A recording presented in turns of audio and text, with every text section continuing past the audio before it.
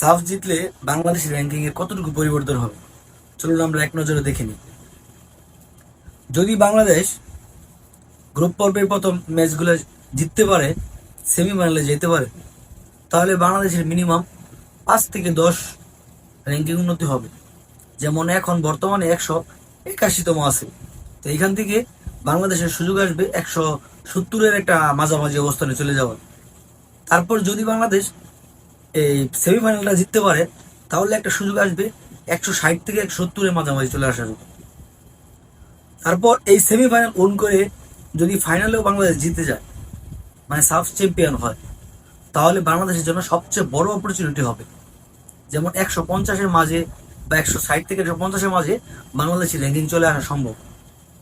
এখন এই টুর্নামেন্টটা জিততে হলে বাংলাদেশের করণীয় একটা ভালো একটা টিম গুছানো।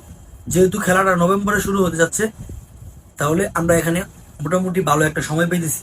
এই সময়টার মধ্যে যদি বাংলাদেশ তাদের বেস্ট টিমটা বানায়া দিতে পারে সাফের জন্য, আশা করি বাংলাদেশ ভালো কিছু করবে। এবং এই সাফটাকে বাংলাদেশের অবশ্যই অবশ্যই গুরুত্ব দেওয়া উচিত, যেহেতু বাংলাদেশের র্যাঙ্কিং একটা বড় ধরনের পরিবর্তনের অপরচুনিটি এখানে আছে। অবশ্যই উচিত যেন এই সাফটাকে বাংলাদেশ ভালোভাবে গুরুত্ব দেয়।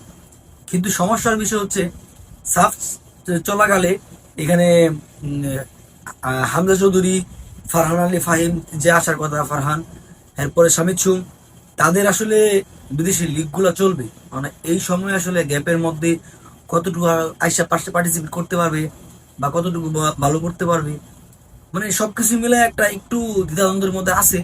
তারপরও আমি বলবো যে এই সবকিছু চড়াই উতরাই পার করে যদি বাংলাদেশ বেস্ট একটা টিম দিতে পারে, এই সাব চ্যাম্পিয়ন হওয়ার সম্ভব।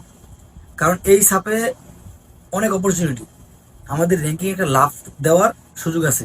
কারণ র্যাঙ্কিং যত উন্নত হবে, আমাদের খেলাগুলো তো না বাড়তে থাকবে। আর আমরা শুধু এই সাফের মধ্যে পড়ে থাকলে হবে না, আমাদের এশিয়ানের দিকে চলে যেতে হবে।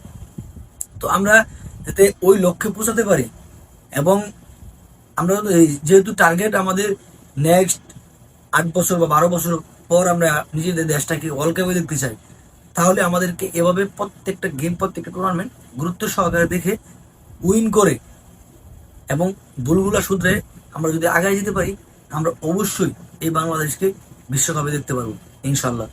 আপনাদের মতামত কমেন্ট বক্সে দিতে পারেন।